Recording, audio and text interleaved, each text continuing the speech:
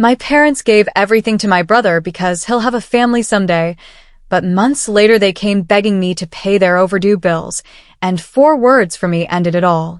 Hey Reddit, this might get buried under other stories, but I need to get this off my chest. 29, female who has always been the responsible one in my family. I don't party, I don't borrow money. I work full-time, manage my own place, and always pay my bills on time. My younger brother Jake, who is 27, is the complete opposite. He lives rent-free at our parents' house, hops from job to job like it's a game, and somehow always ends up needing just a little help. Growing up, my parents were what you might call traditional, but in reality, it meant they were completely focused on my brother's future while assuming mine didn't matter as much. I heard the same lines over and over. Jake will be the man of the house someday, or we need to prepare Jake for when he has a family. Meanwhile, I was told, you're a girl. You'll marry someone who will take care of you. My parents always treated Jake like the golden child. Every birthday, every holiday, every family event revolved around him. When we were kids, he'd get the newest game consoles, expensive shoes, and gadgets, while I got practical gifts like clothes for school or supplies for my room. I didn't complain much back then, because I learned early on that complaining got me nowhere. My mom would just say, "Be happy for your brother. You're the responsible one." That phrase became the theme of my life. I was responsible, so I didn't need help or support. Things got really clear after my grandparents passed away. They owned a small house in a nice neighborhood, paid off and well-maintained. Everyone expected they'd leave it to be split between us kids. Instead, my parents announced at a family dinner that the house was going to Jake. Their reason? He'll have a family someday, and he needs a place to raise them. I just sat there, quiet, swallowing the lump in my throat, while Jake smiled like he had won a prize. Nobody even asked me how I felt. It was already decided. From that moment, something shifted in me. I still visited my parents, still tried to be the good daughter, but I stopped going out of my way for them like I used to. I had my own life to take care of, my own bills, and my own future. And yet, somehow, my parents always found ways to pull me back in. The first few times they asked for small loans because money was tight this month, I helped. But then it became constant. Groceries, utility bills, car repairs. It was never-ending. And guess who never contributed a penny? Jake. One winter, things reached a breaking point. I had just paid my rent, covered my utilities, and was saving for a much-needed car repair when my mom texted me late one evening. The message read, "Electric bill is overdue. Send money tonight, or they'll shut it off." I stared at my phone in disbelief. I knew for a fact Jake had just bought himself a brand new gaming chair that same week. I took a deep breath, put my phone down, and didn't reply right away. For years, I had been the backup plan, the safety net, the one they turned to when Jake blew his money. And suddenly, I realized I didn't want that role anymore. When I finally replied, my message was short and direct. "I can't help you this time." My mom tried calling immediately, but I didn't pick up. A few minutes later, Jake texted me too, saying, "Come on, sis. You know they're struggling. Just help out this once." I didn't answer him either. That night, I slept better than I had in months, because for the first time, I was choosing myself over their constant demands. The next day, my parents showed up at my apartment unannounced. My mom looked upset. My dad tried to play the disappointed parent card, and Jake stood behind them with his arms crossed like he owned the place. They sat me down and gave me this whole speech about families sticking together and how it's just money. I let them talk, and then I said 4 words that ended the conversation completely. Ask Jake for help. The silence that followed was almost beautiful.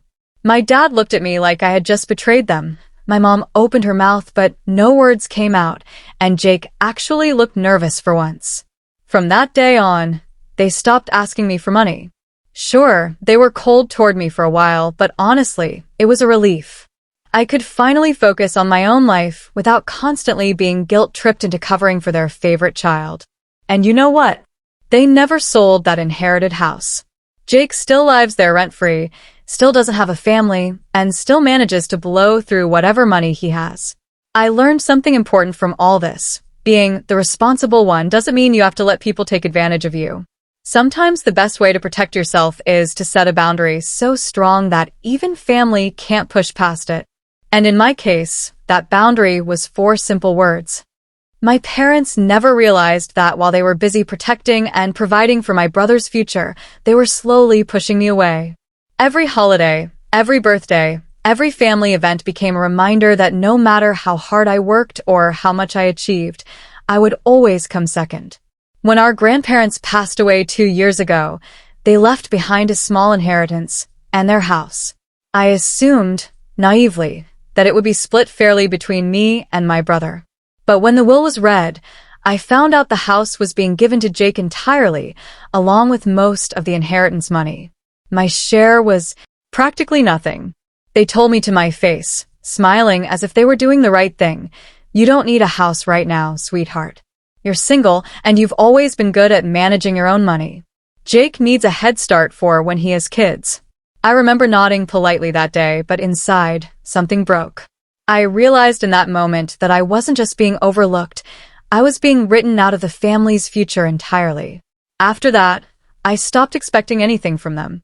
I focused on my job, worked extra hours, and even managed to buy my own small apartment. It wasn't big or fancy, but it was mine, and I paid for it without a single handout. I had friends who supported me more than my own blood relatives ever did. And I was content until my brother's reckless spending started catching up to him. Jake lost his job again after quitting without notice. The house our grandparents left him started falling apart because he spent the maintenance money on a new gaming setup and nights out with friends. Soon, he fell behind on utility bills. And that's when my parents stepped in, not to teach him responsibility, but to call me. It started small. A message from my mom saying, "Honey, could you cover Jake's electric bill just for this month? He's been having a rough time." Against my better judgment, I helped. Once. Then it became a pattern. A gas bill here. A water bill there.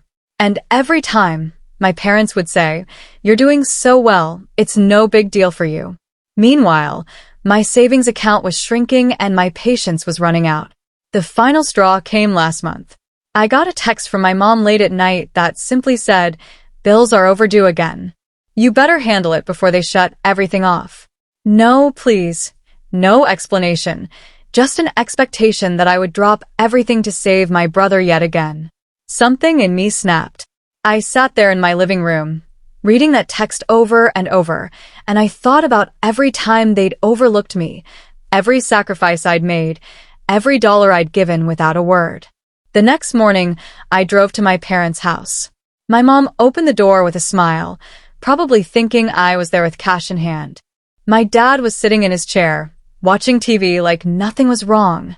And Jake? He was in the kitchen, eating cereal, not a care in the world. I walked in, stood in the middle of the room, and said 4 words that stopped the conversation cold. "Ask your golden child." The silence that followed was almost sweet. My mom's smile faded. My dad looked up confused. Jake put down his spoon and stared at me like I had just spoken a foreign language. I told them, in the calmest voice I could manage, that I was done being their backup plan. I reminded them how they'd given him everything. The house, the inheritance, the constant financial support, while I had been expected to fend for myself since I was 18. I said, "You made your choice. Now live with it." I turned and walked out before they could respond. They tried calling me later that day, but I didn't answer. A week passed before my dad sent a short text. "We're disappointed in you." I didn't reply, because for the first time in my life, I wasn't carrying the weight they had placed on my shoulders. And it felt freeing. I haven't spoken to them since. Jake's house eventually had the power shut off for a few days. I heard through a mutual friend that he was complaining about how unfair it was that I wouldn't help him. But I don't care anymore. My money, my time, and my energy are mine now. Sometimes blood doesn't mean loyalty, and sometimes saying 4 simple words can set you free. When my parents realized I wasn't going to budge, they tried a new angle. My mom called crying, saying, "We didn't mean to hurt you. We just thought it was fair since Jake will have kids someday." I responded calmly but firmly, "Mom, fair would have been treating us equally from the start." My dad jumped on the call, raising his voice about how I was letting families struggle over something as small as money. That was when I finally said the 4 words that ended it all. You made your choice. There was silence on the line. Not just the kind of silence that happens when people are caught off guard, but the heavy, lingering kind that sinks deep into the air and makes you wonder if they finally understand. I could almost hear the weight of their decisions settling on their shoulders. I didn't hang up out of anger. I just said good night and ended the call. After that, weeks went by without a single word from them. My brother tried messaging me once, but it was a half-hearted attempt to guilt me, saying if you help them, they'll stop asking me for money. I didn't even bother replying. I knew that if I caved even once, the cycle would start again, and I would always be the backup plan they could turn to. Months later, I heard from a mutual relative that they'd finally sold some of the property they'd been so determined to leave solely to Jake. They used the money to cover their bills and keep afloat. No one reached out to thank me for standing my ground, but I didn't need that. I slept better at night knowing I had drawn a line and protected myself from being used. To this day, my relationship with my parents is distant. They still have Jake living with them, still treat him like the golden child, and still believe they did nothing wrong. But I've learned that blood doesn't mean you owe someone your life, your finances, or your peace. Sometimes, the hardest but most necessary thing you can do is walk away and let people face the consequences of their own choices. And that's exactly what I did. Thanks for listening till the end, and remember, standing your ground isn't selfish, it's survival. Like and subscribe for more stories like this.